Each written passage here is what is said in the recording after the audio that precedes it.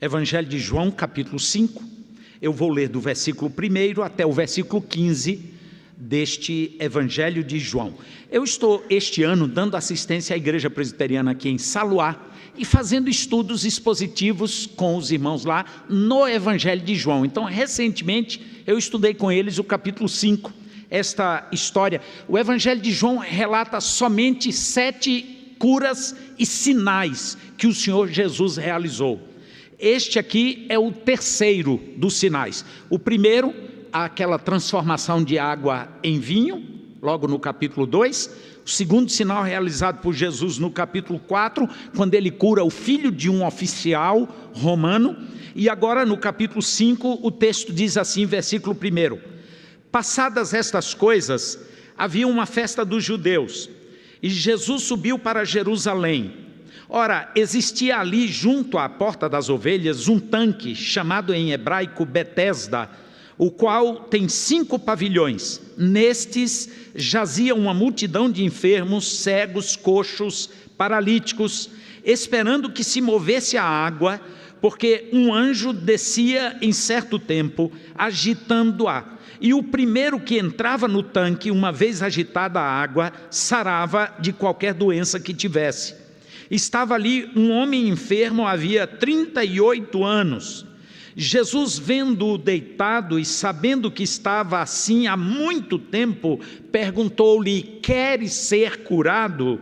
Respondeu-lhe o enfermo: Senhor, eu não tenho ninguém que me ponha no tanque quando a água é agitada, pois enquanto eu vou, desce outro antes de mim. Então lhe disse Jesus: levanta-te, toma o teu leito e anda. E imediatamente o homem se viu curado e, tomando o leito, pôs-se a andar. E aquele dia era sábado, por isso disseram os judeus ao que fora curado: hoje é sábado, e não te é lícito carregar o leito.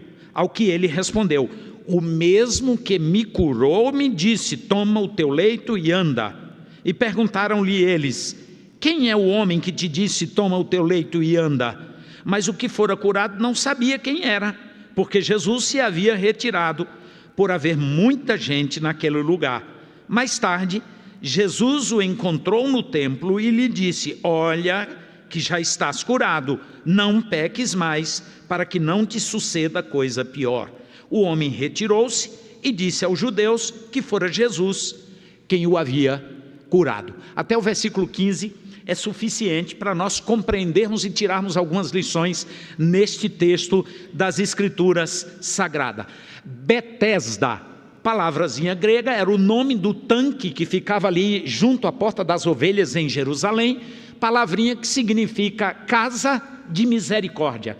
Como hoje é um culto de oração, em especial eu pensei neste texto por entender que todos os templos onde o povo de Deus, onde a igreja de Deus se reúne para orar, é sem dúvida alguma uma casa de misericórdia, não é isso, pastor Wallace? Uma casa de misericórdia, um local onde o povo de Deus e todos os necessitados recorrem. Embora possamos encontrar Deus no íntimo do nosso lar, no nosso quarto, no nosso caminhar, em qualquer lugar, porque Deus está se deixando achar por cada um de nós, independente do espaço físico, do local. Mas um espaço como este foi erguido e consagrado para a adoração a Deus e para a oração.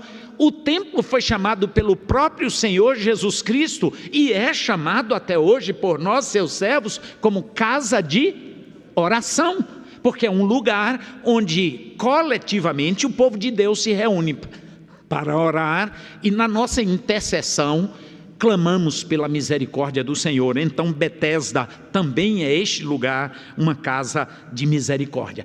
Aquele poço com este nome era algo que não era comum. Não se tem notícia de um outro lugar que houvesse no lugar um aspecto miraculoso, onde as pessoas iam e eram curadas, embora houvesse condições bem singulares. Quando um anjo descia e a água era remexida, o primeiro enfermo que entrasse nela era curado. E agora o Senhor Jesus passa por aquele lugar, e dentre uma multidão, porque o texto diz que havia uma multidão de coxos, de doentes de uma forma geral, de cegos, de aleijados, e dentre aquela multidão Jesus visualiza um homem paralítico e diz: queres ser curado? E o homem entendeu naturalmente, muito parecido como Nicodemos entendeu a história do novo nascimento, muito com a razão humana. Ele pensou: cá estou, à beira de um poço que é miraculoso, e que quem entra primeiro é curado, e um homem estranho me pergunta se eu quero ser curado. Ele entendia que sim, mas sua resposta é: querer eu quero, mas não consigo, porque sempre que a água é revolvida, um outro chega antes de mim. Possivelmente ele não tinha alguém que ficasse consigo lhe ajudando continuamente, e ele ficava ali à mercê da própria sorte, ficava ali sozinho, esperando uma oportunidade, se arrastando para tentar chegar. Mas um outro que tivesse uma enfermidade, mas que não envolvesse mobilidade nas pernas, com certeza chegava sempre primeiro. E Jesus insiste na pergunta, embora tenha sido feita apenas uma vez: queres ser curado? E o texto faz questão de registrar, João faz isso, que aquele homem estava ali há muito tempo, 38 anos, e Jesus percebe isto. Você já parou para pensar por que os evangelhos costumam registrar o tempo de determinadas enfermidades, ou até mesmo de mortes onde houve ressurreição? Por exemplo, um homem chamado Jairo foi em busca de Jesus porque sua filha estava horrivelmente enferma. Quando ele estava pedindo a Jesus que fosse à sua casa, chegam mensageiros dizendo: não precisa mais, a menina acabou de morrer. E Jesus a ressuscitou, uma menina que tinha acabado de morrer. Noutra ocasião, o evangelho registra que Jesus ia passando junto à entrada de uma pequena cidade chamada Naim, e saía um cortejo fúnebre. O filho de uma pobre viúva havia morrido e estava sendo levado para ser sepultado. Como é nosso hábito, era também o deles, o sepultamento aí girando em torno de 24 horas depois da morte. Está registrado, ia para o sepultamento. Na sequência, João 11 relata o último dos milagres de Jesus relatado por João, a ressurreição de Lázaro, que o evangelho faz questão de dizer que já estava sepultado há 4 dias. Então a Bíblia vai registrando. Os evangelhos também registram o tempo de enfermidade de alguns. Por exemplo, a Bíblia fala de uma mulher que tinha uma hemorragia, um fluxo de sangue há 12 anos. Faz questão de registrar o tempo. Depois fala de um jovem lunático, e jovem aqui a palavra é adequada para rapaz, que desde a meninice, desde a infância, era tido como lunático. Tinha um problema neurológico ou mental, e Jesus o curou. A Bíblia registra lá no Evangelho de Lucas, capítulo 13, que havia uma mulher encurvada, corcunda, há 13 anos, e Jesus a endireitou. Por que mencionar o tempo da enfermidade? Muito certamente para deixar claro para mim e para você, para todos nós leitores da palavra, que independente do tempo de luta, de dor, de busca, de angústia, de sofrimento, de enfermidade, Jesus é suficiente para curar. Ele é suficiente para restaurar, para renovar, para dar vida, para levantar dentre os mortos. E finalmente o próprio Jesus, ao 3º dia, ressuscitou dentre os mortos. Então, Deus deve ser glorificado nos lugares de misericórdia, onde o seu povo vem em busca da sua ajuda. Mas eu gostaria de tirar 4 lições deste texto, estão rápidas, sobre o desafio que Jesus propôs para um homem que estava paralisado pela sua enfermidade, na esperança de uma cura, mas sem consegui-la por 38 anos. E Jesus lhe propõe um novo desafio: queres ser curado? O homem diz: eu quero, mas não tem quem me ajude. E Jesus simplesmente diz: levanta, toma o teu leito e anda. O O homem que não podia levantar e não podia por si só entrar na água, agora levantou, não mais para entrar na água, mas agora saudável, curado, restaurado na sua plenitude física. O homem levanta e toma o leito, obedecendo a Jesus, e anda, porque Jesus propôs um novo desafio para aquele homem. E neste desafio, Deus sempre propõe para nós novos desafios. Você sabe aquela coisa que você já orou e de certa forma cansou, e desanimou, e esfriou, ou até desistiu de continuar pedindo, porque diz, não, já pedi ao Senhor, eu pedi a mulher que diz, eu pedi a conversão do meu marido já tem tantos anos, e até agora não aconteceu. Ou o contrário, o marido que pede a conversão da mulher, ou do filho, ou por uma outra causa, seja ela qual for, você pediu, não obteve uma resposta e diz assim, acho que é porque Deus não quer me dar. Este homem viveu naquele estado, na expectativa de uma cura, por 38 anos. O texto não está dizendo que ele estava há 38 anos na beira do poço, mas ele tinha 38 anos com aquela enfermidade. E quem tem uma enfermidade, e toda enfermidade é incômoda, sonha, deseja, clama por restauração. É ou não é? Quando a sua unha do pé está encravada, você fica bem acomodado com ela? Não tem problema não, calça o sapato por cima, é que não tem nada. Lembra aquela unha, Zé Carlos? Pois é. A gente quer logo uma solução, todos almejam isso, mas o Senhor propõe um novo desafio. Um comentarista bíblico chamado Adam Clarke, comentando esse versículo 6 do texto, onde está a pergunta, queres ser curado? Ele comenta assim, abre aspas, queres ser curado? Perguntas desse tipo são frequentemente feitas do profundo das nossas almas, pelas inspirações do Espírito Santo, e felizes são aqueles que lhe dão atenção e fornecem a resposta certa. Senhor, eu quero ser restaurado, eu não quero continuar como estou, eu não quero ficar com esta mazela, eu quero ser curado. A proposta de um novo desafio quer sair de onde está? Desta situação de enfermidade, queres ser curado? Mas há uma segunda lição, Deus sempre espera uma resposta para seus novos desafios. Ele não faz desafios lançados ao vento, para que a gente, não é para mim, não estou interessado. Ele espera uma resposta de nossa parte. Aí eu fui para o comentário, versículo por versículo, de Russell Champlin.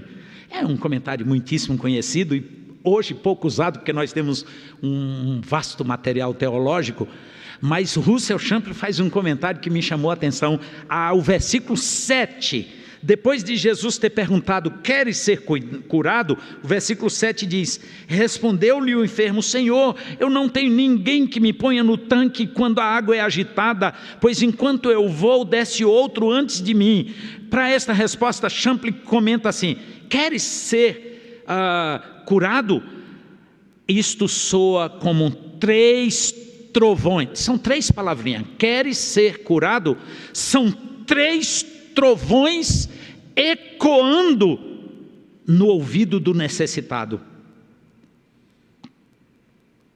mostrando o poder da única obra admirável e poderosa de Deus, da vontade curadora de Deus, que desperta a fraca vontade e a energia desgastada do homem enfermo. Fecha aspas na frase de Russell Champlin. Esta expressão, queres ser curado, vale para nós até hoje. E eu não estou me referindo exclusivamente ou apenas a enfermidades físicas, mas a quaisquer mazelas que porventura nos fustigam, nos machucam, nos oprimem, nos perturbam. Terceira lição. Novos desafios não só exigem uma resposta de nossa parte, mesmo enfraquecida, mas também novos desafios exigem de nossa parte ação. Porque Um mal que às vezes assola crentes é que a gente ora a Deus por determinadas coisas. Por exemplo, eu oro por santificação. Oh Senhor, me santifica, porque o pecado vive tenazmente me assediando, e às vezes eu fraquejo, e eu vivo cedendo ao pecado. Senhor, santifica a minha vida. Não faço nada além de orar. Eu espero que o Senhor me pegue, me tire do lugar de pecado e me coloque numa vida de santidade sem qualquer ação eficaz da minha parte. Eu não abandono a convivência com o pecado, eu não mudo o meio, se o meio porventura me conduz ao pecado, eu não abro a palavra para me debruçar sobre ela, para ler, para buscar alimento. Eu pouco venho ao culto de oração para suplicar ao Senhor a sua ajuda, mas também com uma ação eficaz. Ao que me refiro com uma ação eficaz? Depois que o Senhor diz, queres ser curado? E o homem dá sua justificativa, que não tinha ninguém que o ajudasse. O versículo 8 diz, então lhe disse Jesus, levanta-te, toma o teu leito e anda. Levanta-te. Ele exige uma ação de nossa parte. Não fique de braços cruzados, obedeça. Quando o Senhor diz, queres ser curado? Precisa obedecer. Levanta, toma o leito. Larga essa vida, Zé. Muda. Já tentei ajudar um rapaz já falecido, infelizmente sem conseguir a libertação do vício do álcool. Eu e um outro pastor chegamos a enviá-lo 7 vezes para diversos centros de recuperação de viciados. Ele ia, passava o tempo necessário lá. No dia que voltava, ele voltava a beber. Um dia eu conversei com ele, o nome dele era Gilberto. Eu digo, mas Gilberto, o que é que acontece? Me explica, por favor. E ele dizia, não pastor, porque é o seguinte, quando eu volto com uma vontade muito grande de falar para meus antigos amigos do que Jesus está fazendo na minha vida. Sabe onde é que ele ia falar com os amigos? No bar. O cheiro da pinga. Porque ele foi um cara sofisticado, foi um empresário, ele foi um camarada dono de 2 restaurantes e uma farmácia. Então ele era um tanto sofisticado, mas ele desceu ao ponto de ficar no boteco da esquina, tomando pinga, daquela marvada mesmo. Aí ele ia para lá, o pretexto era esse, o cheiro já o afetava, e os amigos ofereciam o copo. Infelizmente, morreu na miséria, de cirrose hepática, porque não teve uma ação necessária. Não sei se vocês já ouviram falar de um cientista, Dr. Gordon Alves. Se tiver alguém diabético aqui, pesquisa sobre ele, porque ele foi o principal pesquisador do uso da insulina no tratamento para diabéticos. Mas vocês sabem de que Dr. Gordon Alves morreu? De coma por queda da insulina. Não fez uso. Coma diabético. De repente entrou em coma. Suscitou uma dúvida. Ou ele não sabia que era diabético e por isso não fez uso da insulina, ou ele sabia que era, mas não fez uso da medicação que ele mesmo ajudou a desenvolver. Se você jogar no Google, você vai encontrar a história dele. Dr. Gordon Alves, pesquisador da insulina. Não basta ter conhecimento que em Betesda tem cura. É preciso dar um passo além, uma ação eficiente de obedecer ao autor da cura, que é o Senhor Jesus. Quarta e última lição que eu quero tirar desse texto está em torno do versículo 10. Porque quando o homem atendeu a Jesus, levantou, tomou o leito e começou a andar, os religiosos judeus, os escribas e fariseus o criticaram e de imediato uma blitz interrompeu o trajeto daquele homem dizendo, hoje é sábado, quem disse que pode carregar o leito? O homem diz, aquele que me curou me mandou.